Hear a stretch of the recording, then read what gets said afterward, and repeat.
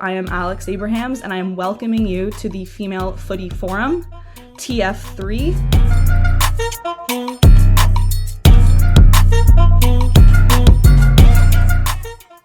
Hello everyone, welcome. I'm super excited to announce this new project that we are doing. This is our phase 3 of TFF community. We are going to be launching our newest podcast to the company. We've got the Female Footy Forum. I am so excited for this. It has been long overdue. We have been talking so much on TFF about diversity and inclusivity, and I'm so excited to finally have this platform where we can dig a little deeper into the female game, because there's so much out there, so much to offer, and so much exciting stuff that is happening around the world right now in the women's game. And I think that we have a stellar crew that's going to bring some amazing content and insight for all of you viewers. Without further ado, I am Alex Abrahams, and I am welcoming you to the Female Footy Forum, TF3. And I would love to introduce you to my lovely co-hosts here, Julie and Maria. Hey everybody. What's up? Hey. What's going on? So Maria. It's a great platform to be in. Maria, tell me a little bit about yourself. Yeah, so I am born and raised in just outside of Toronto, and I grew up playing for a pretty powerhouse club. Vaughan, we started the female program. There wasn't female soccer, and this was back in 93. There was no female soccer, so it's crazy to think about how far back and how far we've came. And we started playing there and loved it, and got cut at a pretty big moment in my career. I got cut from the provincial team due to political reason that I'm sure we're going to get into in this podcast through the episodes, and found myself 6 months later playing in Italy. My mom kind of shipped me away when I was young and said, go play in Italy and get out of this country and go enjoy the beautiful game. Went there and absolutely fell in love with it. Came back, did the whole States thing, scholarship, tour, like most players. My ACL ended my playing career, but said, hey, how can I get involved in the coaching side, and move myself to England, probably the hardest place to get your coaching license. Went there for a year, slept in a hostel, 16 people, dorm rooms, had no money to my name, and ended up going all the way through my qualifications, got my license, and came back to Canada. And now I run a business here in Canada, coaching privately and doing some recruiting. So it's been a long journey, but definitely well worth it, and I love what I do. Yeah, that's amazing. You have so many more worldly soccer experiences than I do, and I'm so excited to kind of pick your brain and get all your insight on what's going on around the world, and that English connection is strong here with TFF, so I'm excited to kind of hear, and we're going to hear today what it's like to be a football fan in England from you, and that experience in the environment, which I'm looking forward to. Julie, how about you?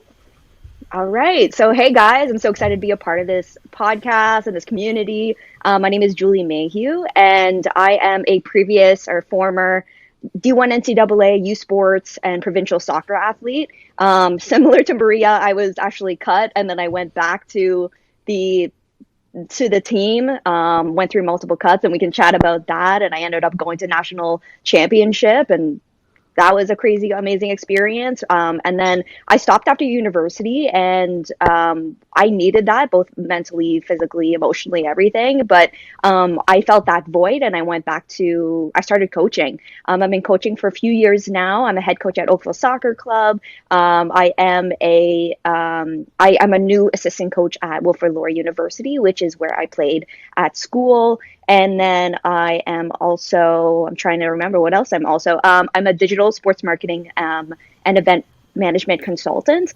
So I've worked with cool athletes like Dwayne DeRosario, Ashley Lawrence. I'm working with a company called Best Athletes right now. And I'm also the operations manager at League One Ontario. For you guys who don't know, it's an amateur or semi-professional league here in Ontario, and been with them for a few months now. It's a new journey. I'm learning a lot, and just am really trying to be a sponge as much as I can. And marketing is my background. So I have 5+ years of brand management experience with Rubbermaid brand, with Larabar from General Mills, and Noel Brands are the companies. So now I'm putting my marketing, social media, digital marketing hat on for everything soccer, which is where my passion is. So my world is soccer from the grassroots university, semi-pro level, and I'm just so excited to kind of talk about it. I'm so excited for this outlet to be able to talk with you amazing ladies, and I know we have so many differing opinions, and I'm excited to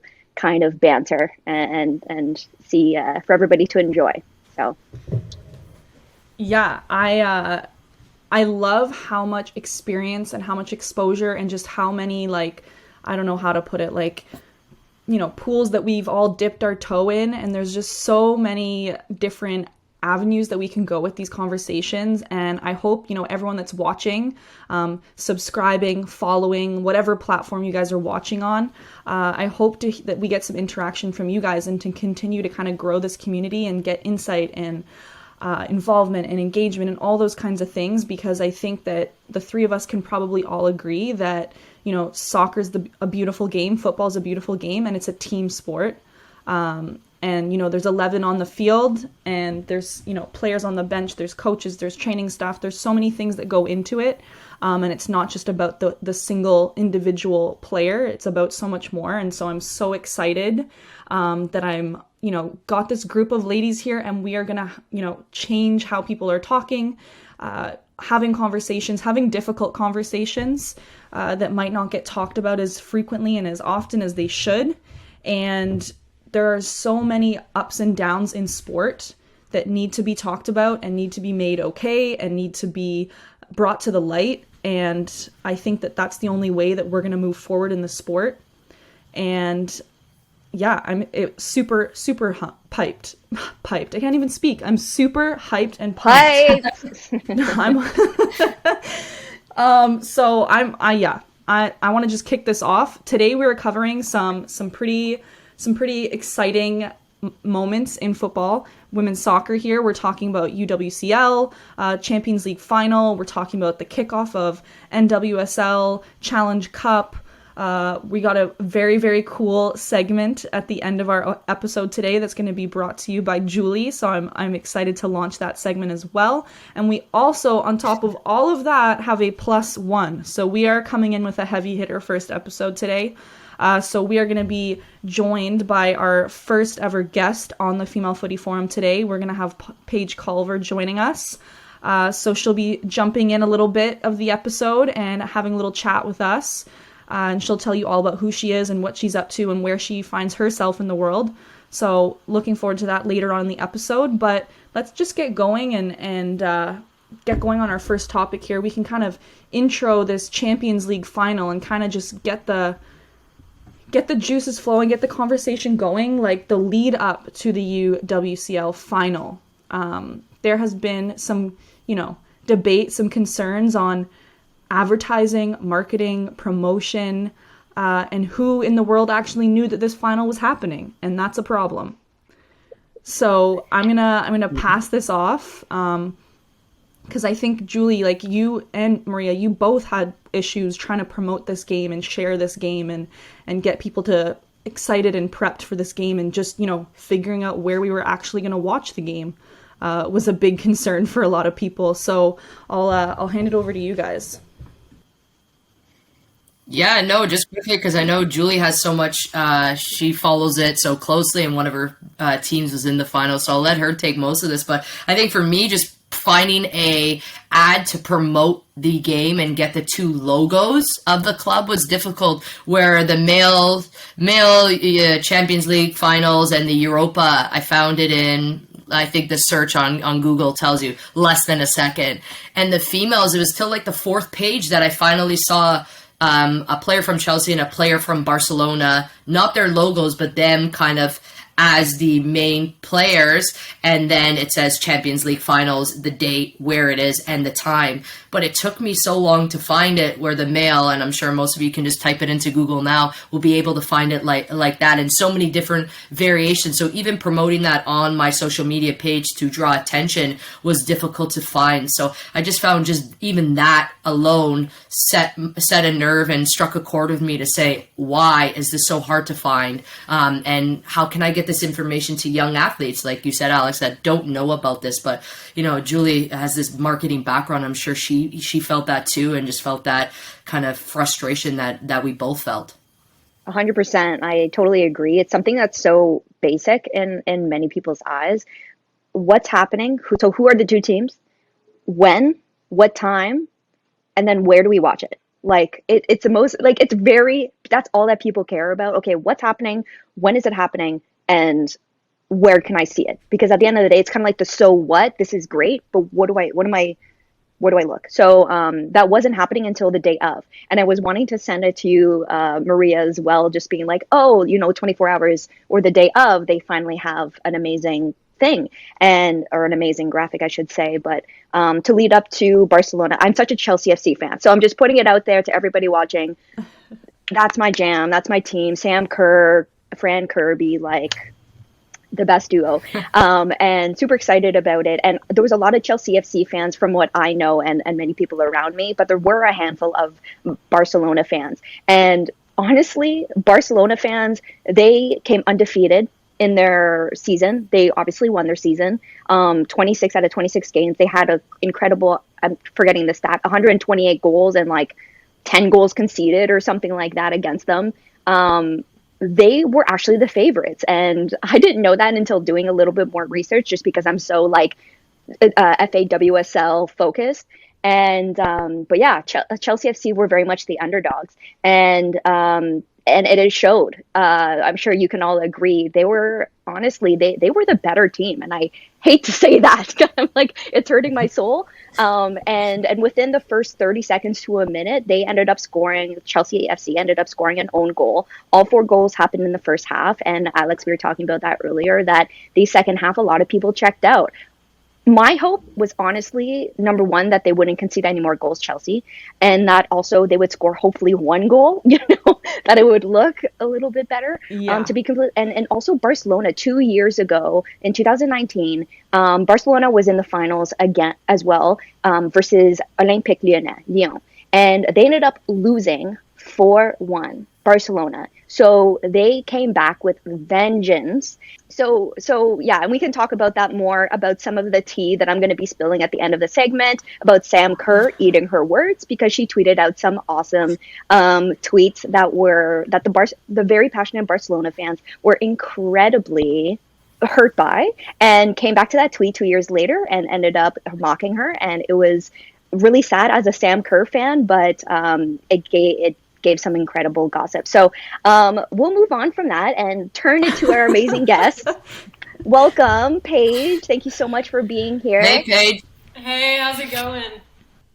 Okay, I'm super excited. We're introducing our first +1 today. We've got the wonderful Paige Culver joining us all the way from France. So I will hand the mic over to you. Welcome to TF3. Thanks so much for inviting me. I'm super excited to be here. It's awesome to have all these female soccer voices come together. So I'm really looking forward to it. Really excited. Awesome. So tell us a little bit about yourself, where you are, where you've been, what you're up to. Yeah, for sure. I am currently in France. I'm playing Division 1 football here, professional football. I play for ASJ Soyaux, which is the club. I'm from Canada, grew up playing soccer in Canada. I played at the University of Kent State in Ohio, which is NCAA Division 1 school. And then after that, I went and played in Italy, in Serie A, for Pink Bari was the club. And now I'm in France. So that's a little bit about my playing history. Nice. That's awesome. And yeah, like I echo the sentiment. And we said this earlier in the podcast. It's just like so nice to have people that have had similar experiences and are coming together to have conversations like this. And, all being former D1 players, former Canadian players, high-level athletes. We have 2 people on the call that have played in Italy, which is cool. So super, super glad for you to be here. And I know that aside from being a professional soccer player, you also have a few other things on your plate. So tell us a little bit about that. Yeah, currently I just recently started co-hosting a podcast. It's called Touchline Thoughts. It's all about soccer, soccer news, everything that has to do with the soccer world. It's through a network called Garage Door Sports Network, and they cover all the sports, basketball, hockey, everything, NHL, all those things. So we do the soccer segment part of that. It's me and the original host is Irfan Manji. He's super awesome. He's a big soccer fan. He played soccer growing up as well. He's from Canada as well. And they asked me to co-host. And so that's what I've been doing. And we actually did like a live watch and commentary of the final, the Champions League women's final. So that was super fun, super exciting. The first time I've experienced that. But yeah, it's great. And I think it's super exciting to be able to talk soccer all the time. Yeah, for sure. Paige, how did you find that experience watching it live and, interacting? I'm sure like the first 30 minutes were like, you're kind of like all of us. I mean, even the first 30 seconds, you're like, whoa, like I'm just sitting down and like the ball's kicked off and then this, a goal happens, an own goal. So how was that kind of going through that commentating segment and especially like the first 30 minutes of it? Well, I don't know about you guys, but I had kind of anticipated Chelsea being the stronger side going into that game. So, we're watching the game live and we're talking about who we think is going to be the key players and who what the lineups will look like and stuff like that. And then all of a sudden there's a goal. And we were like, wait, what's going on? And one of the people we were watching with, his screen was slow. So he was like, wait, guys, you got to tell me what's going on. But I mean, I was cheering for Barcelona. I wanted the underdog team to succeed. So I was super excited about that. Like I said, I don't know about you guys, but I think I was anticipating more of a Chelsea dominating side, and I was really surprised. But well, okay, so why did you think Chelsea? Because although they have like a lot of their games have been more of a close competition versus Barcelona, they won 26 out of 26 games. They won their league. You know what I'm saying? That's why, like, for me, right. I'm a Chelsea fan. I was all about Chelsea, the Fran Kirby vibes. Like, that's me. But doing more research, supposedly, Barcelona were actually the ones to win it, supposedly. Right. But I was in your boat. And that was just me doing more research because I am more of like an FAWSL fan and I know Chelsea way more. But looking more into it, I was like, oh, snap. Like, it's like Jenna, forget her last name, but like whatnot from Barcelona, like they're Jenny Hermosa. Yeah. Yes. Mm-hmm. I was like, okay, never mind. Like maybe it's going to be closer than I thought. I thought it'd be a higher scoring game, but anyway, so I was in your boat initially and then I was like, oh, I'm wrong. I'm wrong. Yeah. Well, I thought because if you compare the leagues, like if you look at like La Liga compared to like Chelsea's league, I think Chelsea's league is a little bit more competitive. So you have these closer games. So I figured they'd be the more dominant side just because their league is a little bit more competitive. Whereas Barcelona, like you said, they're winning like 26 out of whatever games. And I don't think the league is as tight. So I think that's kind of where the prediction came. Oh, Chelsea's going to be the stronger side. But I mean, I was happy. I was rooting for Barcelona, so I'm not mad about it. Right. But then also the only other English team that went into a final was Arsenal, who won it in 2007. So in general, like English teams haven't necessarily done super well. It's mostly either been League One or, like the Spanish league. Right. Well, and I mean, you didn't have any French teams in there this year, which I think was surprising the most because, I mean, Lyon's won it 5 years in a row. So... you don't have PSG or Lyon, so I think that takes away a big competitor. Like you said, I mean, the last English side to win it was Arsenal, and that was years ago. So I think that kind of stirred the pot a little bit, which was for me nice to see. I like to see other leagues investing in their women's teams and becoming super strong. Yeah, I was actually hoping PSG would come further because they beat Lyon, who was like their biggest rivals in their league. Yeah. And obviously we have an Ashley Lawrence and a Heidma, killing it on their team. And I was just like, please make it. And then they just unfortunately not, which is fine. But also Barcelona I was talking about this earlier with Maria and Alex, but like Barcelona came back from a 4-1 defeat 2 years ago in 2019 against Lyon, and where they got smoked. So, like, the fact that they won 4-0, like, Chelsea didn't even have one goal. It's like, No. they knew that they were being tactical against, like, a Fran Kirby and a Sam Kerr, who are obviously, like, their major striking attacking force. So, I knew that they were just, like, get under Sam Kerr's skin and, like, don't let her even friggin' touch the ball. Like, same with Fran Kirby. I'm like, is Fran Kirby even on the field right now? Because she got player of the year and everything. And I was like, oh, like, she's not doing anything. Like, unfortunately, Well, again, such a big really. fan. Ugh. Cringe. Yeah. Well, it's frustrating because you see these like quality players, and I think Barcelona did such a great job, like you said, shutting these players down. You didn't even know that they were on the field. And I think the central defender for Barcelona, I always say her name wrong, number 4, Leon, something like that. Yeah. She, I think, had a fantastic game. Like, she was shutting down the offense the whole time, and I was like, you go, girl, yes, because I love when defenders do so well.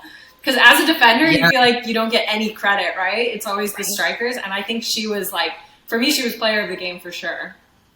Yeah. Yeah, and you never really see a defending player get that award, but, I mean, her duels 1v1, like, she was winning everything, and, like, to shut down Sam Kerr, and like I think there was like a pano of Sam Kerr's face maybe after the second goal. Oh, yeah. And you just see like the defeat in her eyes. But I feel like they tried to play her the ball the whole first half. Like everything was like Sam Kerr, play Sam Kerr. And like you said, the player on Barcelona, I don't want to mispronounce her name, was just ready, like so confident on her back line. So it was really nice to see that it could get under a player's skin in that big moment is huge. And Sam Kerr is they totally stepped up. She shows up for big games though, and that's something I love about her, is that like for many big games she'll be that player to stand up, while some major players, and they expect a lot of them, will end up flopping. I'm just thinking of like the Raptors, Kyle Lowry. You know how like sometimes in the playoffs, like he'll do so well regular season, playoffs show up, and then he'll just like flop sometime. I don't know. I'm just thinking. But yeah, no, she's a great player in that sense for sure. Yeah. Well, I think that's what makes her, one of the best in the world, is she does show up for the big games. Like she's there, and she's gonna compete and dominate. So I think, I don't know what the coach on Barcelona is thinking, but if he's thinking I got to shut down these big players, he did his job, and he made his players do their job. So I think you got to give a lot of credit to the coaches on that as well. Yeah, like that was a conversation that I was having with one of my coaching staffs, after the game, when we were, okay, we have to bring this game to our teams. We have to go over moments in this game, because there was just so many amazing examples of stuff that we're currently working on with the team, like counterattacks and counter press and all these kind of things, and taking advantage of a momentum change. And, there was all these amazing elements. So we're like, okay, how are we going to bring this to them? And one of the things that one of the coaches said was this was a true example of how coaches can either set their team up for success or let their team down. And, you see Luis, like, he came in, I think it was like 2 years ago or something like that, and he had said like he was going to change this program, he was going to turn it around. I mean, Barcelona, if you look at La Liga all the way back to 2014, I mean, they've been in the top 2 since 2014. Mm-hmm. So it's not like he was taking some like 8th place team and he was trying to completely turn the program around. But I think he was trying to go in and establish Barcelona as like, we are top 2 for a reason. This is our style. This is who we are. And we're a force that can't be, taken down or right. beat. Like, we're going to be this solid side. And Emma and, I curse myself because I'd mentioned this before, like a week ago leading up, like right after the game. I'd found this article like the day before the game or something, and it was a Barcelona player.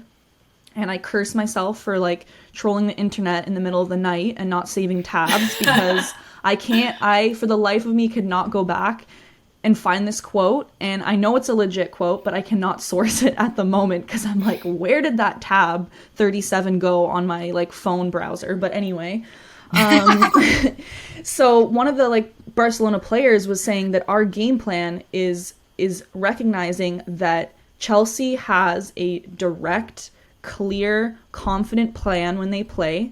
They have Kirby, they have Kerr, you have G in the middle that controls the midfield and gets it to those players, and they know exactly what their game plan is, and they follow it through. And despite, you know, all the teams in WSL knowing this, because it's very obvious that that's how they play, teams just can't seem to match that direct intensity and that confidence in knowing where their strengths are. And Barcelona said, we're just going to have to play high press, we're going to have to go directly to their game plan, we're going to shut down their game plan, and then we're going to implement our own. Like, we're going to just be direct right off the whistle, shut down their strengths, and then show them how to play football. And I was like, well, if that was your game plan, you guys follow direction very well, because if that was like the plan leading up to it, like, that is a coachable team. Because they did like exactly that.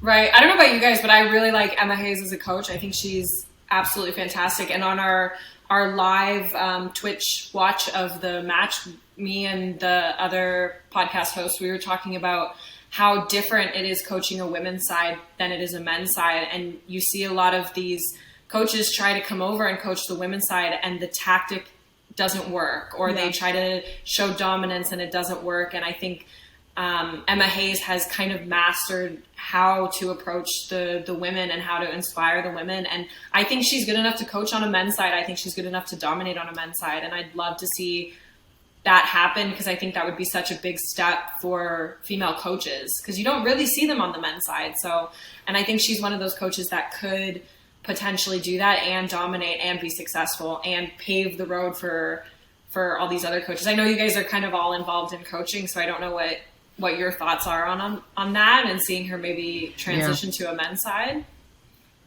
I was worried when she was in talks for the AFC Wimbledon job, and you know, Sports Bible and ESPN FC was like putting out articles that she was going to take this job. And I, like most of you, went on Twitter and saw the Twitter trolls and what they were writing. And first of all, she's qualified to take that job, and obviously she spoke about it. But just the comments on a female coaching a male side and you know, a professional setting, but just the comments alone was getting me upset. And obviously she's reading it and it's relaying back to her and her team.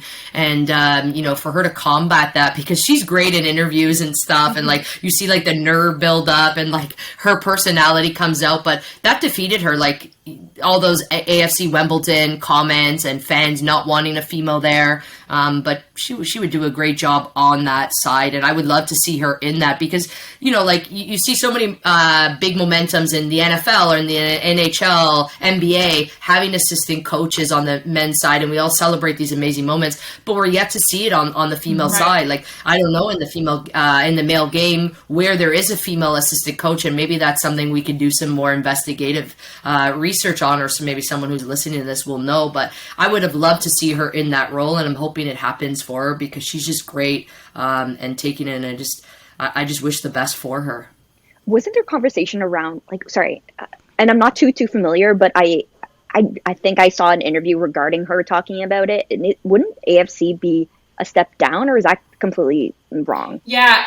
No, you're right. They were saying for her, it would be considered a step down, even though it's going to the men's side, because she's coaching at the top. On the women's side, it would technically be considered a step down, and they're still trashing her about it. And she's overqualified for this position.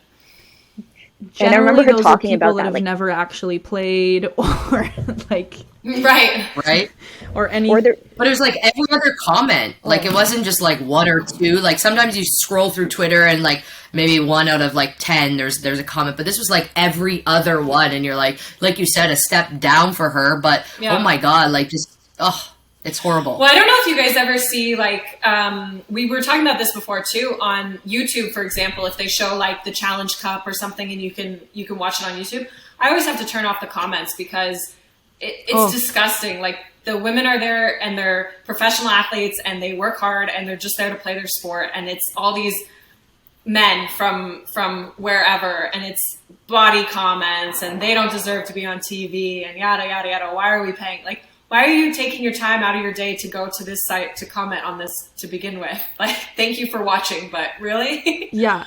Even Canada soccer with when they played Wales. Yeah.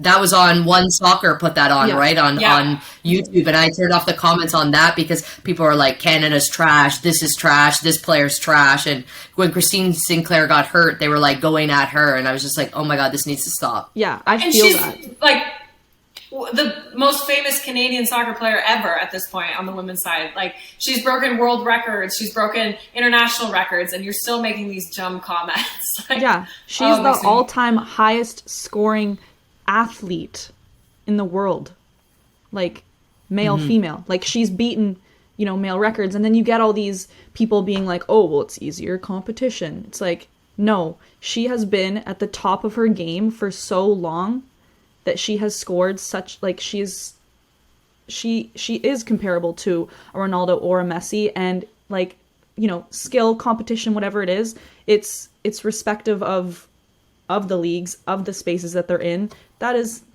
like, oh man, that drives me nuts when people say that. She is the top scoring athlete in the world, and previous to that was from another female. Like, she took it from Abby Wambach. Yeah, like, Abby Wambach, yeah. Like, it has been female to female, like, and males have not been in there. And Messi and Ronaldo have been at the top of their game for 10 years and are, like, considered scoring machines, you know, and they haven't been able to break the past two top scorers. So it's like, step off, please. It's like, although even Abby Wambach and Megan Rapinoe like put out a tweet that says like, what's the biggest robbery in female sports, and it's you know, Christine Sinclair not winning a Ballon d'Or yet. Yeah. Really? And putting out that, like, recognizing that is true. She's been shunned, and how hasn't she won it? Like, she leads the record, so it's just crazy. We'll have to get a graphic of that tweet up later, because I remember it being funny, because it was something like, I still hate Canada, or something, not hate Canada, but like, I still want to beat Canada, but like, she deserves the Ballon d'Or. Like, they're still competitive athletes, but they can show respect when it's earned, you know? Right. Right. And honestly, just being in 2021, like, how far we still have to go as a society. And like, although I'm very much, and I'm sure you guys are very much surround yourself with people who are understanding and understand where we're coming from and are very open and get that. There are many people, aka, I was on TikTok yesterday, and not sure if you guys follow Bianca St. George, but she's from NWSL and she's on Chicago Red Stars, and she's hurt right now. Anyways, she put out this tweet talking about the minimum salary that you get as a NWSL athlete, which I'm correct me if I'm wrong, I'm pretty sure it was 20,000 USD. And she was just saying, it was on a TikTok trend being like, what's a job that you work incredibly hard for and that doesn't necessarily match the salary? And then she just goes, she's showing the like salary in the background being 20,000, and then you jump to like 88,000 for MLS, and then obviously MLB, and it goes up to there. And the comments that were on there made my blood boil because of how frustrated. It just shows how much misogyny still exists from all levels of it, literally from teenage to the, you know, it's just, it makes, I couldn't say anything right. And I think that's also the frustrating part, because whatever conversation I was having of like, oh, they don't watch it. For example, we had 1 billion viewers at the World Cup. And I'm like, oh, for example, at 2015 final, we actually had 80 million people worldwide actually tune into this. Actually, 2019 for the Women's World Cup final, we actually had 281 million people worldwide sign in for this. And you're telling me there's no, and then they go, oh, this chick is just mad because we have more than her. And then I was like, that's not our conversation. Our conversation is gender equity. Our conversation is what we actually deserve. Our conversation is there are people that invest in this. And I started listing. We have Alex Ovechkin. We have, you know, Naomi Osaka. We have Serena Williams, you know, and I just would do. And people are like, I'm not going to read this. You care that much about it? Like, and then it turns in this whole conversation about like, oh, you're trying too hard. You don't like, I'm going to stop myself. Yeah. So basically, it just shows how far we need to go as a society. But it's just really sad because you obviously, it's like you're talking to a wall, right? Sometimes too. Right. Yeah. As much as you show. Well, I have a question for you guys. I know you're all kind of involved in the coaching aspect and these kind of things. Do you find your younger female players are watching more women's soccer, or do you find it's still the men's because maybe their dad or their brother watches the men's side, or has that changed in the kind of youth development systems? I'll jump in to start there. And like for me, my players are watching, I think, more female than male, as far as I can tell, as far as they're telling me. Like, who knows if it's not the truth, but to kind of give some context to that too, it's not like they're going out on their own free will and watching more female soccer. Like, I am having to spam them, like, check this link, here's the schedule, watch this game, like, you know, constantly sending them access to where they can watch the stuff, and like making them having to make them accountable. Like, you know, we're still doing Zoom and having to like be who watched the game, who can tell me about this moment, who can do that, and like having to make it seem like it's an assignment. And whether that's just, you know, I remember being younger and it was like, if I watched football or have watched soccer, people were shocked, but it wasn't like people were reaching out to me to ask my opinion on stuff in the conversation when, you know, people are talking at school. So it was like, if I watch it, you know, good for me because I'm learning something, but I'm not watching it so that I can be part of something socially, because they don't want to hear what I have to say anyway. So like, that's how I felt when I was younger. And I don't know if it's still the same for them. And I, you know, it's obviously changing, but for me, I have to actively send them links, send them schedule, watch this player, pick a favorite player, tell me about this, and like harass them almost. And I don't know if that's the same experience for everyone, but that's what I have to do. Right. Yeah. No, I think the same. I think for females players, we watch the Olympics and the World Cup. And every female player is watching those big events. I don't know many that watch like a tune into an NWSL game or like the College Cup finals that just happened. Like how many people actually tuned into that? So like every day-to-day like Saturday footy or like on TV NWSL. And also too, it's accessibility. Like, you know, and like DAZN put on like a 38-second clip around Champions League, and obviously I subscribe to that because they have, you know, the men's game, and I watch more of that. But it was like when we were talking about this, like 38 seconds of like the hype building up, and then I was like, all it was like 38-second build up, and then 2 days later they posted like a couple minutes of the women's, but the men's, there's going to be like thousands of interviews and moments. So I think it's too is accessibility to find these games, and do fans know, and do people know that the NWSL, you can watch it, where to watch it, and how to do that. So I think that's something that needs to change and get out, and more clubs get that message out to our female players to watch the NCAA U Sport, or, you know, League One games. I know they live stream those too as well, and just get that out, because I think most players are tuning in, especially for the Olympics and the big World Cup moments, like Julie said with those stats. So I think they're tuning into those, but like the every day-to-day athlete, I don't think they're following it as much. And I'm glad, Alex, you're sending it to your athletes, but can we send it to all female athletes? Can it be accessible? Yeah, exactly. Mm-hmm. And I asked, like, I think that's the biggest thing. Yeah, I sent the final, like I sent it out to my girls, and then I followed up with them next meeting. How many of you watched the game? And I think maybe 4 of them watched the final of a team of 20, which is shocking. And I asked them, and then I said, okay, in the chat, I want you to just quickly type your reason why. Like, you know, don't look at what other people are sending. Just like in the first 10 seconds, the first thing that comes to you, what stopped you from watching the game? And I presented it because I want to find a solution to make it easier for you guys to watch it. So I want to know, what was your roadblock? What was your obstacle to watching it? And almost every single one of them said, I had a lot of homework and my parents said I needed to finish it. And so I thought, okay, fair enough. But if there was some huge hockey final or some huge basketball final that was happening, and your family was like Super Bowl. Yeah, and your family was all Super gonna Bowl. watch the game, like Super Bowl, yeah, perfect example. If your whole family was gonna watch that game, you would have like done your homework the day before, or like, you know, crammed to finish it, because it's like the family event of watching that giant final. And, you know, they can't it seemed like the girls were thinking, I can't go and justify to my parents that I need to take an hour and a half break from my homework to go and watch the biggest final of the year for the sport that you're paying thousands of dollars for me to play. You know, they couldn't do that. Crazy. Yeah. And I thought, like, very interesting. That's nuts. That's like, you know, when you like put it point blank like that to somebody, you're like, I'm sorry. So the biggest possible game of the entire year with the best athletes, the best possible role models for me, female powerhouse, like whatever.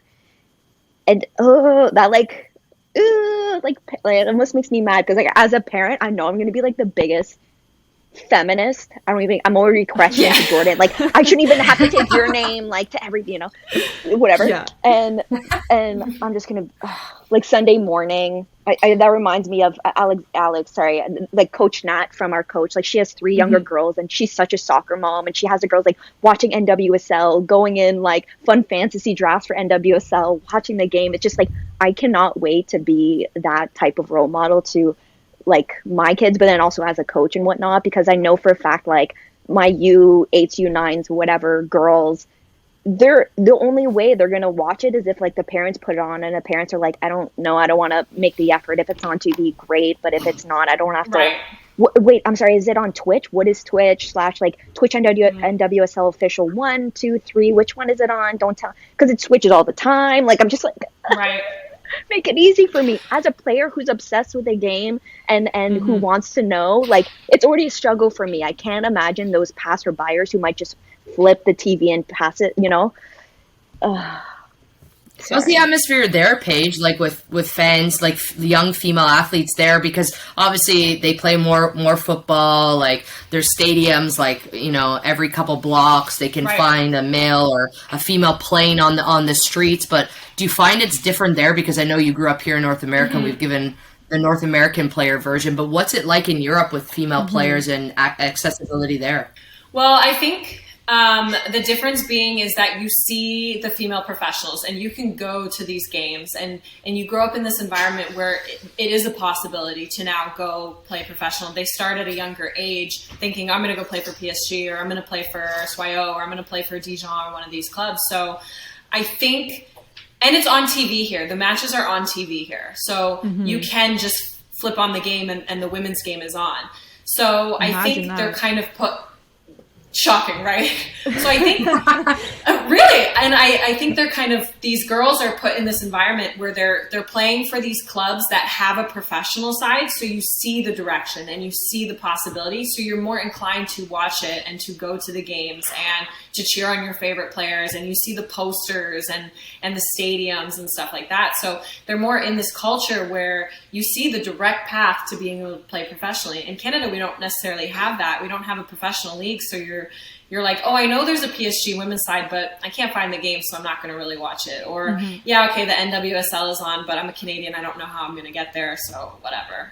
So I think that's the biggest difference is seeing that path. Those younger girls can see that path to get to the professional leagues. And you know, it's tangible. It's there. They can go to the game. They can see these players walking down the street and be like, oh, my God, it's Ashley Lawrence or whoever. And I think that's awesome. So whereas in Canada, you get many young friends? we have a club. Our club has a younger team, so they come right now. Right now we can't have fans, but you see them around I live in a small city, and they know who we are, and we recognize them because they're wearing their garb and stuff like that. So it's a fun interaction, and you see it obviously more with the bigger clubs too, because they have big development programs. And I think that's the biggest difference between the European culture and the Canadian on the women's side, at least. I would fangirl so hard if I saw any your team, PSG, Lyon, like whatever the case may be. I'm like, you know, I'm 28 years old, and I'd be literally like, oh my God.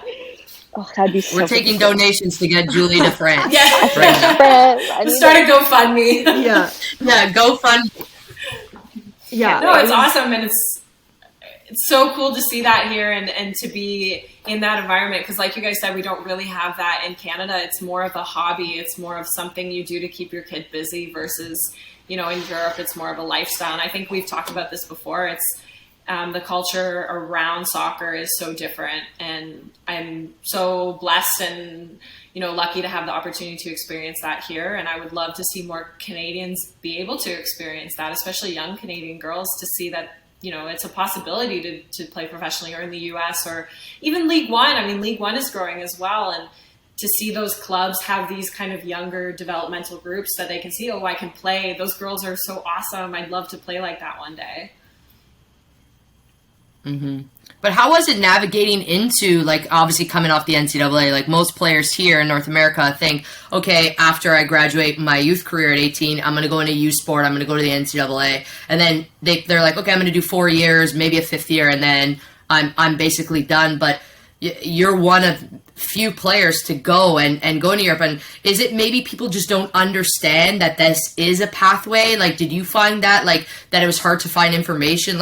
How can we pass this on to younger females to say, hey, you're not done at 22, 23 years old. This is the pathway if you want to continue on. And yes, you can make a living, not like a male player, and hopefully we get there. I think Messi makes 100 or 1,000 euros per second. Yeah. But how can we, how can we get female players there? And most people don't know it, especially the athletes I work with. They're like, well, I can't go to Europe. I don't know how to do that. So what's your experience like with that? Yeah, I think it's, like we said, it's about exposure, and it's about, I knew nothing. I knew that there's professional leagues somewhere, and I was so passionate about soccer that I wanted to continue, whether that was in the US, in Canada, wherever it was going to be. The best way for me to navigate it was through an agent. The first thing I was like, I don't have contacts anywhere. So I need someone who understands this world, because unfortunately there's a lot of politics involved. It's not, when you get out of the university or the youth sport setting, it's more political. It's, you're working with contracts and things like that. So for me, it was get an agent, get someone who knew what they were doing, and see if this is a possibility for me. And I think now when we're talking about, showing this to the younger players, it's just them seeing it on TV that this could happen, and maybe having, through the university outlet or through clubs, maybe clubs can have contacts to agents or to other clubs and send, because I think Everton might do it with some teams in Canada where, you send players to Everton at a young age to do a training camp during the summer, and then the exposure's there and you see it, and now you've built that relationship, and you make it visible, and you make that pathway a little bit more clear. Because, growing up, I was watching men's soccer. My dad and my brother, and I'm from a soccer family. Everybody watched men's soccer. I didn't even know that there was women's soccer that I could go and be paid and make a living and play. So I think it's about building that connection and creating, bridging the gap a little bit from Europe to Canada. And whether that be, like I said, finding these clubs and a club in the UK or Europe to connect with, to build that relationship, and just the exposure in general, showing the girls that it's possible and you can do that, and it's on TV, and it's, you don't have to go far from home. You can go to the US and do it. It's, you're still in an English speaking country. Whereas, I'm in Europe, it's a little bit different, but I would love to see more of that bridge and more of those relationships between clubs that have youth programs in, as well as a professional program in Europe, and, the Canadian link. And I think maybe that would be a step forward, or at least a little bit of a helpful step. Speaking of agencies, there are a lot of agencies to filter through, and I have heard not the best experiences always, and how did you end up choosing Ozamba Sports, which I noticed on your Instagram you're affiliated with? Yeah. So there are a lot of sleazy agents out there. And I think. Thank you. I was like, how do I put this kind? Yeah. Well, they get a bad reputation in any, in film and in modeling and everything. Agents have a bad reputation. And I had reached out to a couple agencies. Ozamba Sports reached out to me kind of near the end of my playing career at Kent State. I had talked to a couple different agents and agencies, and I just went with what felt right, like who I felt that I was going to trust, who wasn't just selling me a dream or who was being realistic with me. And I signed 2 years ago with him, and I've just signed for 2 more. I think they're a great agency, and I would recommend them to any young. They work with a lot of young players too, and I have friends who work with other agents and who love their agent. I think it's about, and you're going to make errors. You might sign with a bad agent and you just have to learn from that. But I think it's about filtering out these kind of sleazy who are just in it for the money. If my agent doesn't get paid from me directly, he gets paid through the clubs. And I think that's a big thing to look for when you're looking for an agent, because it takes that conversation of money out of the equation. So now he's not working for me just because he's getting paid. If he gets a better contract for me, he gets paid more, but it's never coming directly from me. And I think that's an important thing to look for, or, you know, if you're ever considering working with an agent, it's those little things that you may not realize, but, you know, the more we talk about it and the more you put it out there, the more you can learn from it. And I think these things aren't really talked about enough on the women's side. I think it's more common on the men's side because they're also dealing with bigger contracts. But, you know, on the women's side, like, you don't make a ton of money, so you don't want to be paying hundreds and thousands of dollars to your agent if you're not making hundreds of thousands of dollars. So, yeah, it was a little bit of trial and error, and I think I got lucky, and, you know, I talked to my parents and they made good recommendations and stuff like that. But yeah, there are a lot of sleazy people out there trying to make a quick and charging people up front too. Like there's like so many people who even reach out to me on LinkedIn and Instagram and say, hey, I need female players. I get it every day. And I say, first question, do you charge people up front? And if they say, yeah, we charge people a base fee or whatever it is, I don't even respond because no one should be paying a fee. Like something small, like an admin fee, okay, but like thousands of dollars, like you said, you don't have on the female side. Stay away from those people, whoever's listening to this. Yeah, for sure. If you ever encounter, I would agree. If you ever encounter somebody who's like, yeah, I'll work for you, but I need $400 right away, don't do it, because a good agent's they know they're gonna find you enough or a good enough contract that they're gonna get paid at the end of the day. So, and you can feel when somebody enjoys what they do or if somebody's in it for the money. And I think it's just, you know, being very conscious of that when you're looking for these agents or the people that are reaching out to you. Just, yeah. But yeah, it can be very complicated to navigate. And I think, you know, what you guys do is great. You're trying to kind of bridge that gap and give the exposure to these younger athletes and show them that there is a way to do it. So, I mean, I thank you guys for doing that, because I wish I had that when I was trying to figure it out, you know? So it's awesome. I know that just to kind of pivot a bit, but on that subject, like just even with the League One semi-pro, speaking within Canada, obviously the pathway for the men's is very clear now. Yes, it's still very in its beginner stages, but it's really exciting. And that goes with like the officials, they have a pathway for them. Coaches, they have a pathway for them. And then even for the amazing players, they have a pathway for them. And yes, they have, you know, minimum salaries is about 22,000 Canadian, but at the same time, comparatively to the NWSL, which has been going on for way more years, that's whatever. But to speak on the pathway itself, like for the League One women's, we can, for those who want to get exposure to go abroad, wherever, it obviously we don't have a domestic league here. So that's a conversation where it's like, okay, how are we going to help those players coming from, I'm from the operations side with the League One team, and okay, so we're starting up a partnership with, I don't even know if I can talk about what the actual name is because it hasn't been public yet, but it's essentially helping them to create some sort of like profile to be able to connect with professional athletes. They have expertise, essentially, is what I'm trying to say. And we also want to come out with a way to hopefully partner up with credible agents. So figuring out a way to hopefully sift through those agents and to create relationships so that we can create opportunities for these women to get exposed, have sessions and workshops in order to say what are the do's and don'ts of pro contracts, just so women know that it's there, a high level basis of what it's all about, and maybe somewhat of a idea of how the process, you know what I'm saying? Like, because many people that's awesome.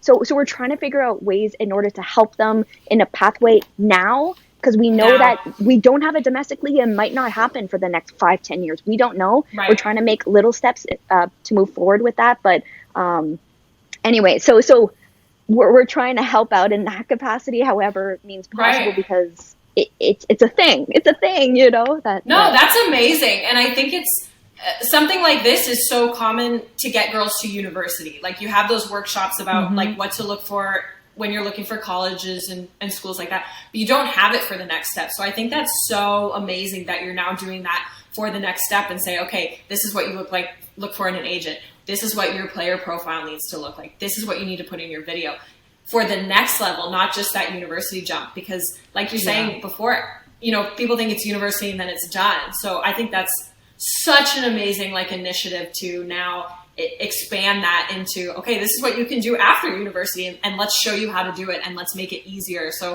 I'm so glad to hear that League One is, and you are starting to do that to help players get to, because there's so many Canadian players with so much potential that can play professionally, and it's just how do you take the jump, right? And so that makes me so happy.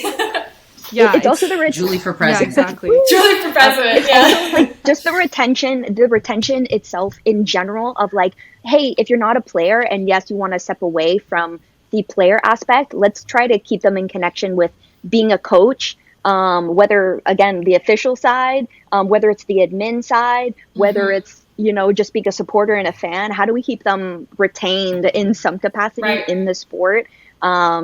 In that, and showing them that there's so much more to sport than just being a player. I never thought of myself, I don't know about you ladies, but I never thought of myself as like becoming that coach perspective. I was like, I'm just the player. I never thought of like dealing with kids and youth, and I'm like, I don't even know how to act around them and whatever, until being exposed to that. And I was like, I drank the Kool-Aid and I really like this. So it's also like giving them maybe the personal invite of hey, maybe you should come try this out in a very low pressure environment, and just see how you like it, you know, and that type of talk. Anyways, that's a whole other conversation. I think that like what you're doing with League One is super important, because like from my own personal experience, when like me and my classmates in university, we were graduating, you know, everyone has those talks like, what's next, what are you guys gonna do, like for as long as we can remember, we've been soccer players, so what's the next thing, right? And I remember having, you know, we had one or two players that said that they wanted to continue playing pro, and all of us were like, oh yeah, that would be sick to be pro, but like no one actually goes through and does it. No one actually follows through on it. Like, and I remember being like, you know, I was still post ACL recovery, so I wasn't necessarily like jumping for joy to like, because I wasn't in the position to be playing at the moment when the conversation was happening. But even still, like all of us are like, oh, but it's so much work, you're by yourself, you have to go and like scrounge for some kind of contract that's probably not going to be worth it. Like, I don't know if it's worth your time. Like, you bust your ass, you're working so hard so that you can go and like live for tokens in Europe on your own. Like, what, you know, what's the point, right? But it's like, if you had known the pathway, then, and if you'd had the resources, then think about how many players could be in Europe right now. And, you know, like 2 different points here. Like, one, we're dealing with athletes who, not all, I'm not saying 100%, but generally speaking, are kind of A-type personalities. Like, we have our workout, like our training regimen, we have our goals that we're setting for the season, our personal, our team goals. Like, these are conversations we have constantly. Like, there's always pathway conversation. Like, there's always, what are we working towards? What are we doing to get there? Our nutrition, our blah, blah, blah, whatever. Like, you can list all the things that go into being a soccer player, a football player, an athlete. And it's all like goal oriented, like working towards something.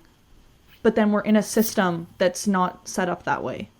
It's like you have all these people that are very goal oriented and very pathway oriented. And then you're like, all right, go and figure it out.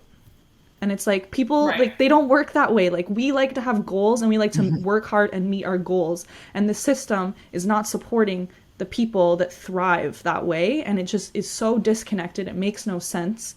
And it's frustrating because, like, I don't know, how have people not seen, like, how have people not recognized that there's so much potential for success that could be, easily directed, and it's not happening. And to think how many players from Canada go and play Division 1 university soccer, go and play U Sports, like are playing our top level soccer football players. And we look at the Champions League final that happened last week, there was one single Canadian player on the 2 rosters. Right. And it's like... Who didn't even play. Sorry. And didn't even play, exactly. Like, and is a national team player and did not get a single minute, and it was the only player. And it's like, how are you encouraging the game of soccer to improve if we can't even see our own on the biggest stage? Like, there needs, like... Yeah. Mm-hmm. Do you find a lot of North American people in the leagues, Paige, from your experience in the countries you've been to? Yeah, there's a ton. Like more and more? Yeah, so in Italy, not as much, but I think the league isn't as well known. In France, there's a ton of Americans here. There's a ton of Canadians here, and you probably don't even know it. Cool. Right? I had no idea. Yeah, there's a bunch of the kind of the mid-table to lower end tables have a ton of American girls on their team, and so that's kind of exciting to see, because even though I don't know them personally, it's kind of nice to be like, oh, you're North American, I'm North American. That's pretty cool that you're here, and I'm here too. Cool. So yeah, and like you said, it's you just don't know it. The exposure's not there, so you just have no idea. But one of the clubs in Le Havre is the club. It's actually owned by an American, so I think they're trying to expand and bring North Americans to France or Italy or Germany, and it's nice because I have a bunch of friends playing. I have a friend, Sorayeka. I don't know if you guys know Sorayeka. She used to play for the national team. She's in Germany, and she's like, oh yeah, there's a bunch of Americans over here, and we have some girls in Iceland and Sweden. There's a bunch of Canadians in Sweden and stuff like that. But unless they're national team players, you typically don't hear about it. So true.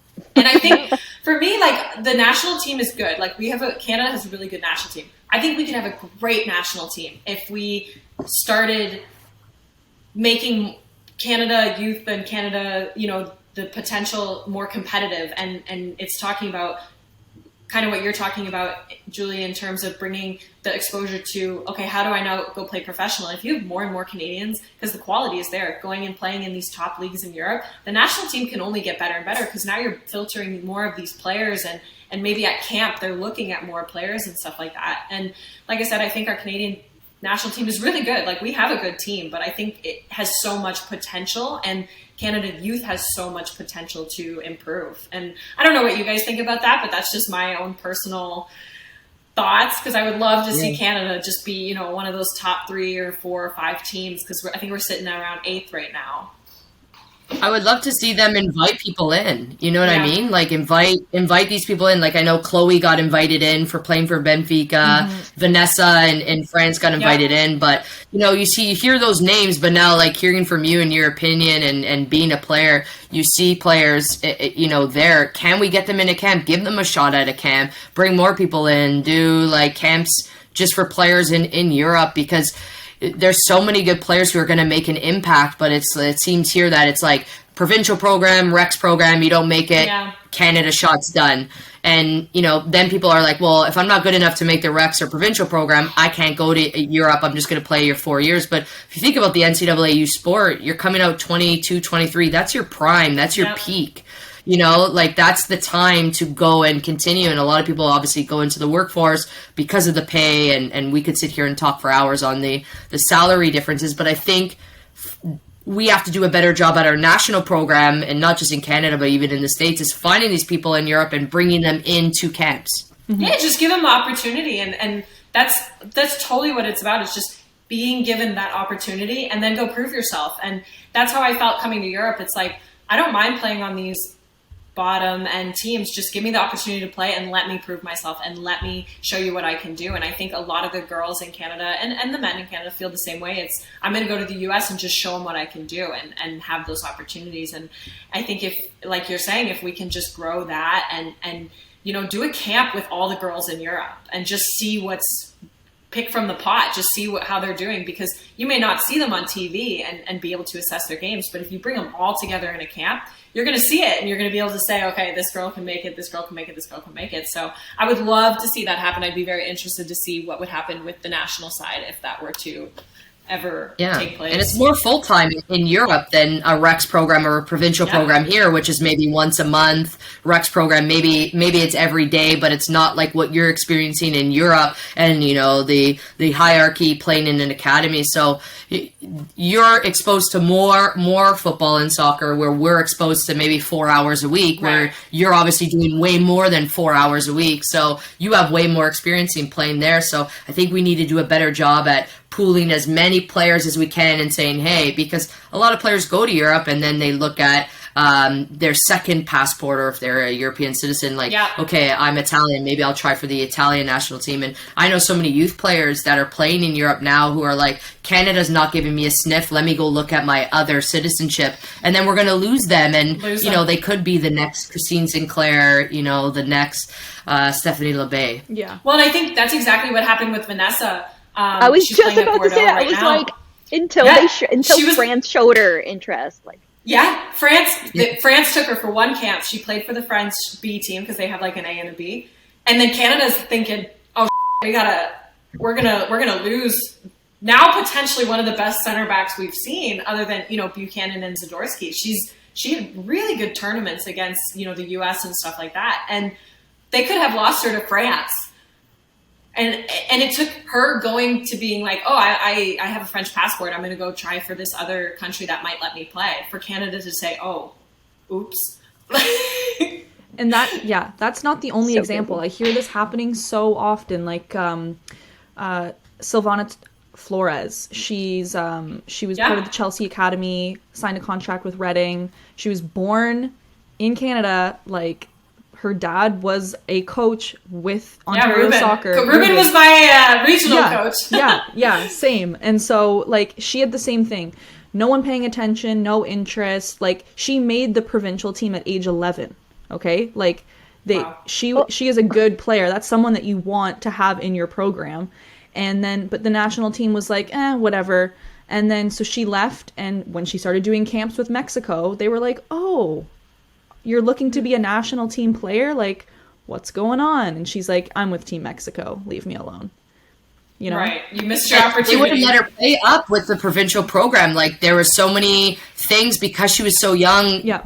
I know he was like, because she's a Guelphite. Now I consider myself a Guelphite because I live here. So I'm now considered that. But she's from here. And I remember, like, her frustration was like, yes, I'm 11, but I'm good enough to play 2 years up with the 13-year-olds. And why aren't you letting me? And they wouldn't let her. And there was that frustration of that she's not doing that. And not only her, but her younger sister is like going to be the next big thing, Tati, as well. And I mean, she's going into England camps now, and you know, we need her as an attacking player if you're looking who's going to be retiring for Canada, and you don't want to see Christine Sinclair hang up her boots, but that's a conversation that's going to be happening. Is we need to find young attacking players, and she would be one of those, both the sisters, but they're not coming to play for us. Yeah. Right, because they weren't given the opportunity, so now they're saying, okay, see, I'm going to take my next best, whoever's going to give me that opportunity. And I mean, I have friends all the time, Canadian girls, and I've thought about it too. I'm like, if I can get another passport, I don't know if Canada's going to give me the opportunity.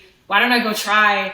Because you want to play at the highest possible level that you can play, and that's your national team. That's the national level. Those are World Cups and Olympics and things like that. And if you're going to get that opportunity, even if it's on a Jamaica, or, you know, a lot of Canadian girls go and play for Jamaica. A lot of the girls my age who didn't make Canada went and played for Jamaica or Romania or wherever, and Canada's going to lose a lot of quality because of this, because girls just want to play at the highest level possible. And it's sad. It's sad to see, like, you know, Tatiana and the Flores girls are like, nope, sorry, I'm good here.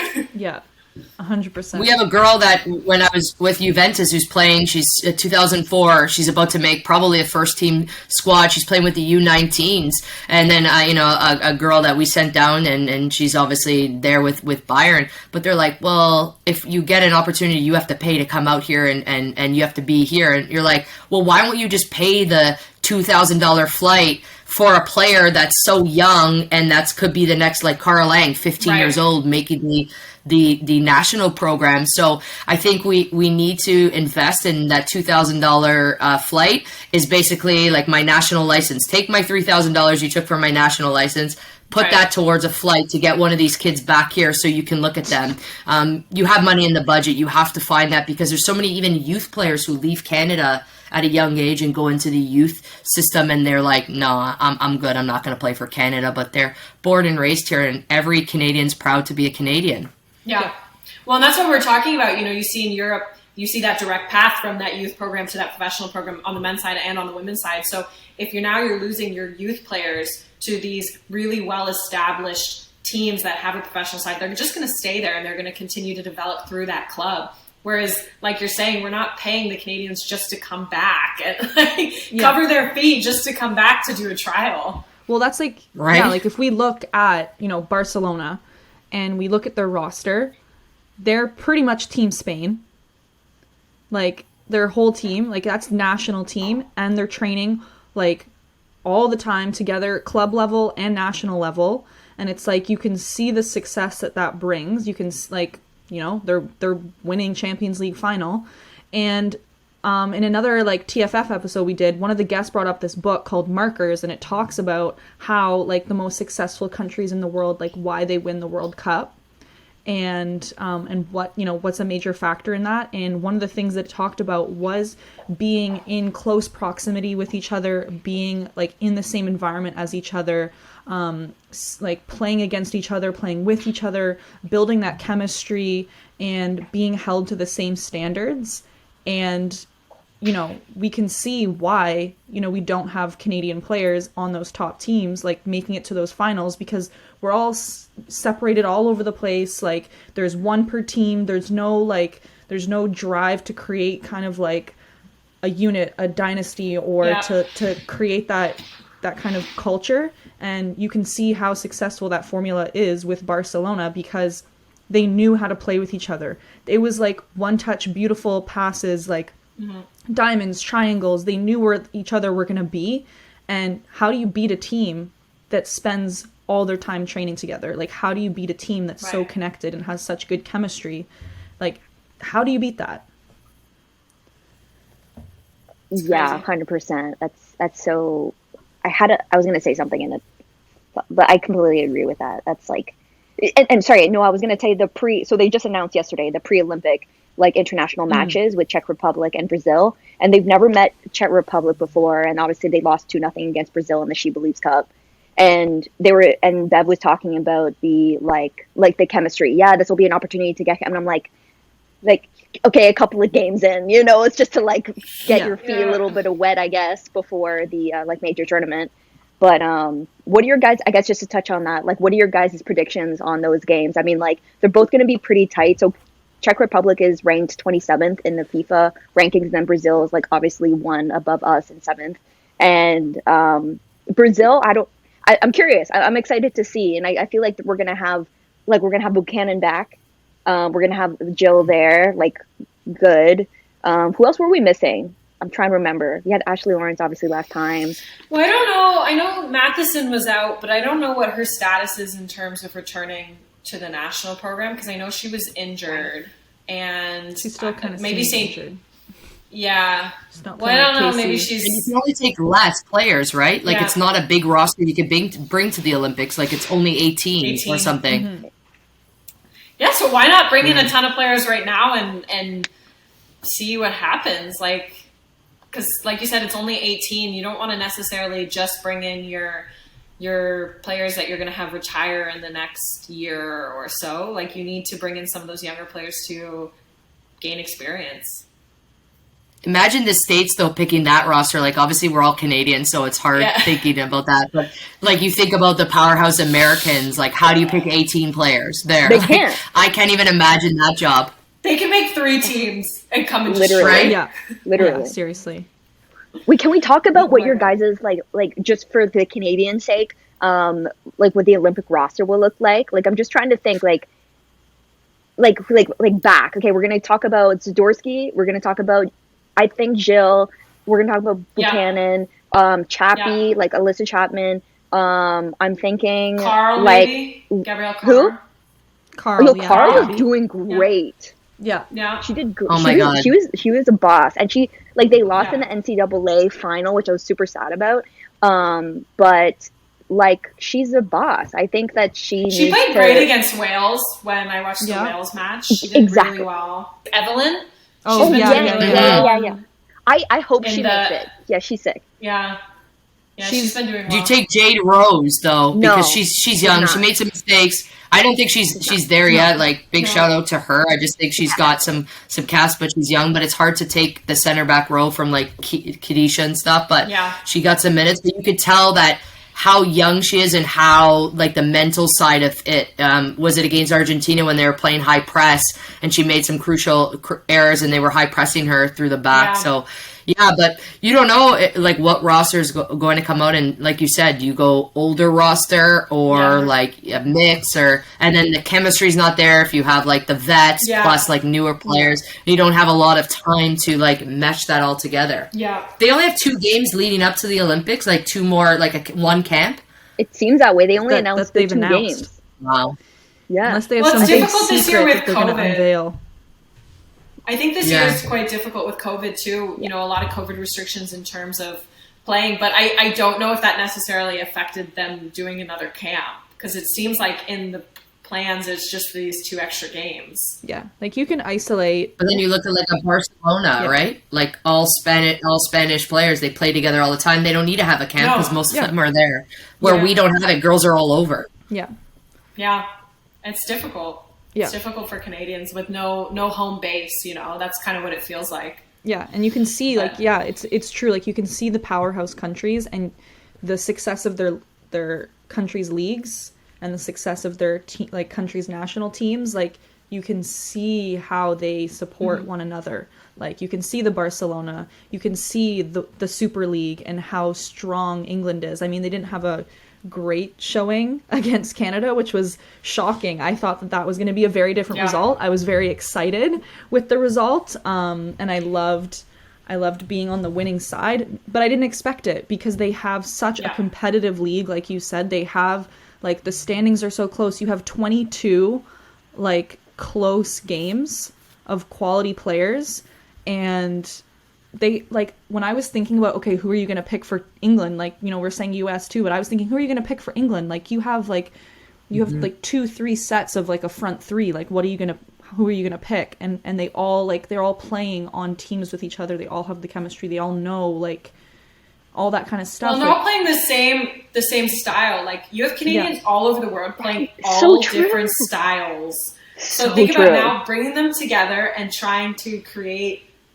now like Bev style or a Canadian style. When you have girls playing, we don't have an identity.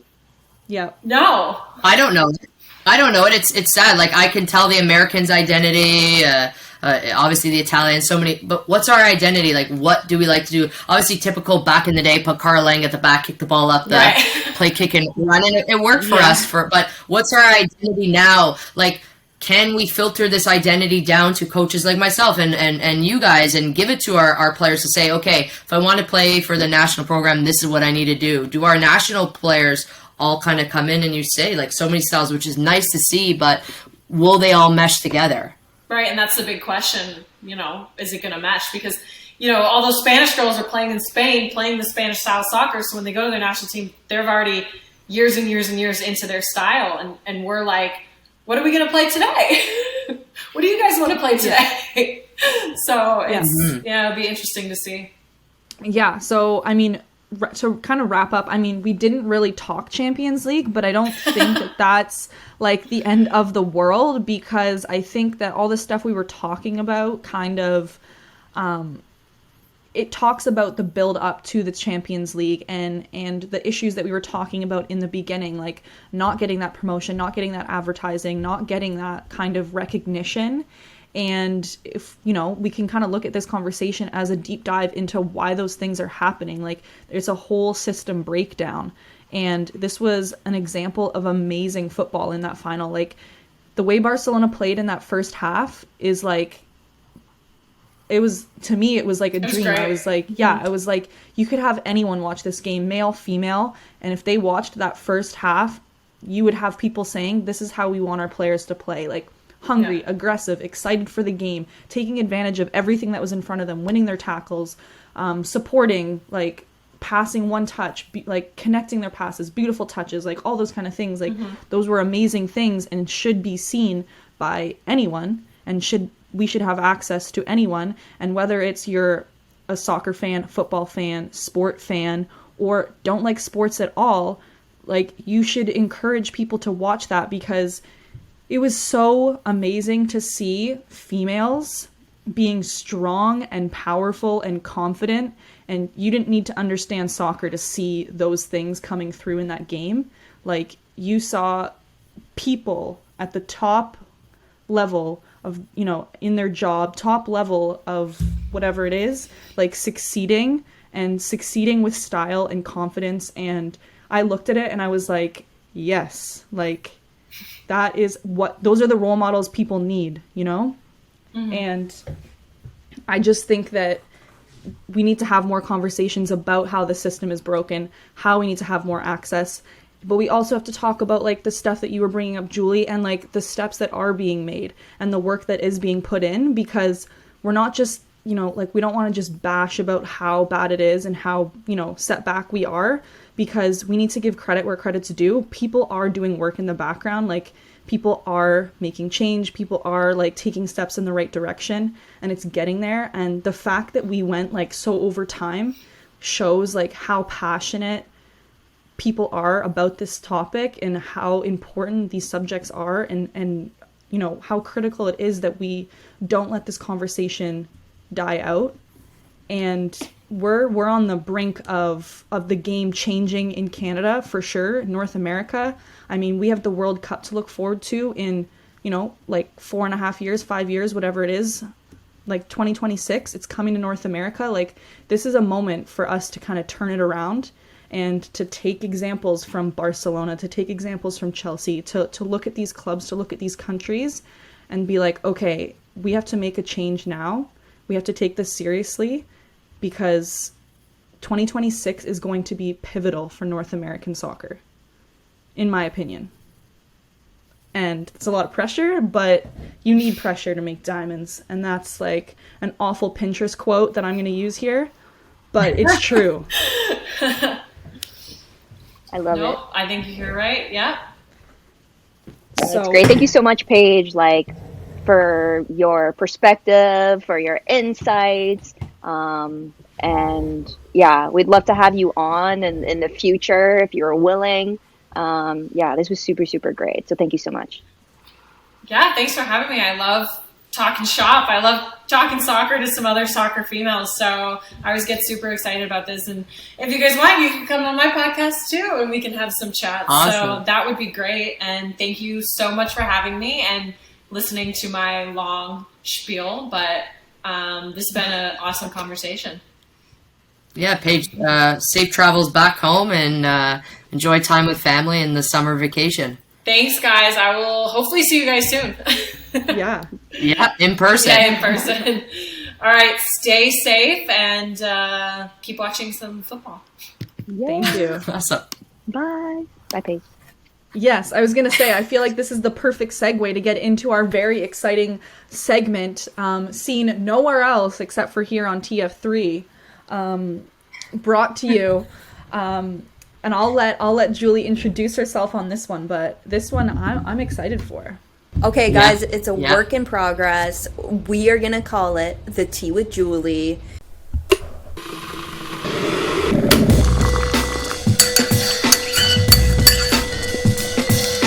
Sip, sip, baby.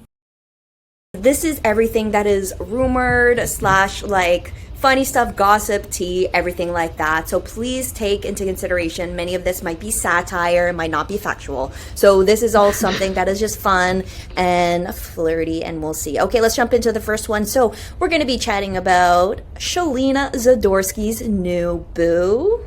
We don't know. Shalina Zadorsky is a Canadian center back. She is a presence in the back line for our Canadian team and for the starting lineup there. And she most recently actually posted several pictures, stories, etc. of a potential new boo named Rosella Ayan.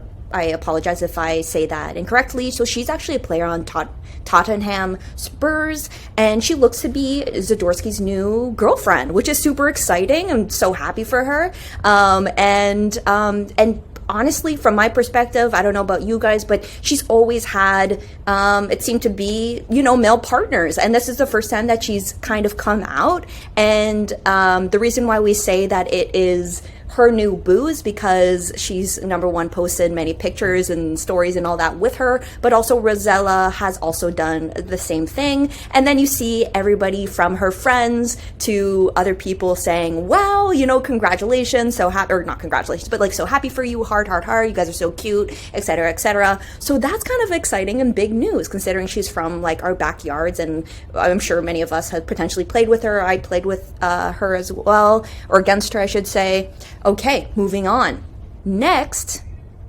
Okay, this is a little bit of fun and flirty moments. Okay, so we all know that Christy Mewis and Rachel Daly, well, if you don't know, now you know. Rachel Daly and Christy Mewis are both amazing attackers, strikers on the Houston Dash in the NWSL. They actually ended up breaking up, I'm not too sure how long ago, but there was exciting flirting and banter happening within the Instagram comments with Sam Kerr and Christy Mewis. So it looks like, we don't know how they're connected. I mean, the soccer world is so small, of course, but Sam Kerr and Christy Mewis are now flirting like crazy on Instagram. There's speculation that they are potentially seeing each other. We're not sure if it's maybe, Christy Mewis went to go visit her sister, Sam Mewis, in England, and then maybe that's where they got connected and actually got to see each other, blah, blah, blah. There's pandemic, so it's all speculation, so who knows. But many people are enjoying the banter. So they're like, are they together? Are they not together? Are they just bantering? People are loving it. And it was to the point where on a recent post where Chelsea FC ended up, winning the FAWSL title and all that, Chrissy Mewis ended up commenting, being like, winning looks fire emoji on you. And then shortly after, which I'm sure Sam Kerr was inebriated, was, you look good on me. And she commented like that, like, she explicitly did not delete that comment, and everybody was liking it, hundreds and hundreds of likes, which was like, that's like aggressive, but like, we're about it because it gives us some tea. So we'll see where that goes. We'll keep you guys updated. As we know, there's been many new changes. We wanted to keep you guys updated on the Deanne Rose transfer, considering she's a huge Canadian. So we'll keep you guys updated on that. And then also, something super funny was, well, I'm a big Sam Kerr fan, obviously, but funny but sad because I feel bad for her. Essentially, Sam Kerr, after the big loss, the 4-0 loss against Barcelona, she is eating her word. Nom nom, right? Eating her words. And the reason for that is because 2 years ago, during the 2019 UEFA Women's Champions League final, Barcelona lost 4-1 against Lyon. And what she tweeted was, and this is competitive. And then shortly after, she tweeted, and we'd lose by more. Like, she was sassy. She was like, as a team, we wouldn't lose by 4-1. That's crazy. Whatever. So then, after the big upset, the big 4-0 loss, passionate Barcelona fans came back to that tweet from 2 years ago and were petty and wanted to come back to her and said, oh, this isn't enough, and then posted the 4-0 score. There was tweets upon tweets upon tweets from Barcelona fans, and everybody was like, she deserves this, she put this out into the universe. And I'm so sad because, again, I love her, but I can imagine her regretting those tweets, which is super sad. And then just a last thing to touch on, actually a quick update on the 2023 FIFA Women's World Cup, which is happening in Australia and New Zealand. They just announced the dates. So the dates are, the games themselves are happening between July 20th and August 20th, 2023. Super exciting. The first game is kicking off in Auckland, New Zealand, and the final game is finishing off in Sydney, Australia. And the format is going to be about 32 teams, which is more teams than we've ever had, but it also means more teams, more games for the fans, which is kind of exciting. And I'm hoping to actually go there physically. Who knows what may happen? It's a lot of money, we know, but I'm gonna make it. So another GoFundMe, the third one, okay, guys? I was just kidding. But that's really exciting. And to keep in mind, actually during that July-August timing, it's actually their winter. So it'll be kind of mild weather, maybe like early teens in Celsius wise for those who do Celsius. So that's really, really cool and something to look forward to. So we'll make sure to keep you up to date with the upcoming FIFA Women's World Cup. I'm going to end it there. Thank you so much for listening to The Tea with Julie.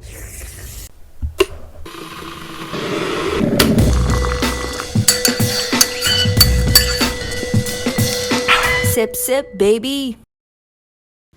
Killed it. That was awesome. That's awesome. Yeah. Loved the energy, loved the flirty content. Definitely some good stuff to watch here, and just to goes to show you, female professional athletes, we are fans, we are out here, we are watching, we are seeing what you are up to, and we care because you're professional athletes, and we're gonna creep your social media because you're celebrities and you deserve the spotlight. Whether it's gossip or it's stats or it's winning championships, we're here for it all. So thank you everyone who was a part of this episode. Thank you everyone who tuned into this episode. Make sure that you're going and if you're watching us on YouTube, you're hitting the subscribe button. If you are downloading on us on any audio platforms, you are going and you are hitting that follow button, whether it's Spotify, Apple Podcasts. I don't know. There's a lot out there. Who knows where all the podcast things are, but we're on them, so you'll find us. And so just follow us on Instagram, follow us on TikTok. We're going to be working on getting a little TF3 TikTok page, maybe. We already have a TFF TikTok. So definitely go and check those out. And thank you so much for being with us on our first episode. Hopefully you guys carry along on the journey with us, and I am very excited with what's to come. So I'm going to sign off, and I'll pass it off to the other two here. Yeah, thank you so much, everybody, for tuning in to our first episode. If there's anything you want us to chat about or any experiences you've had as a female in the game at any level, please send it to us. We are not experts, and maybe we don't know the answer, but we'll definitely try and help and give our opinion on it. We're here to grow the game. We love the game. We eat, live, and breathe the game. So as much as we can help you, maybe we've been through the experience ourselves, let us know. Send us a DM, any way to get a hold of us for sure, and we'll be happy to chat about that, or a topic you guys want to hear about and you think we should cover. We have so many. I'm sure we could be on here for multiple hours a day doing this, but I know there's some topics that we might not think of. So if you have anything, let us know. But it's super exciting to be able to do this and be one of the only female podcasts doing this around the beautiful game of female soccer. So excited to see what's up and coming and keep this amazing segment going. Yeah, the girl said it all. Thank you so much. And just to build on that first, as well, people, not only topics, but of course, if you have any recommendations on people we should connect with and have on, please let us know. And without further ado, thank you so much and enjoy the rest of your day. Thanks, guys.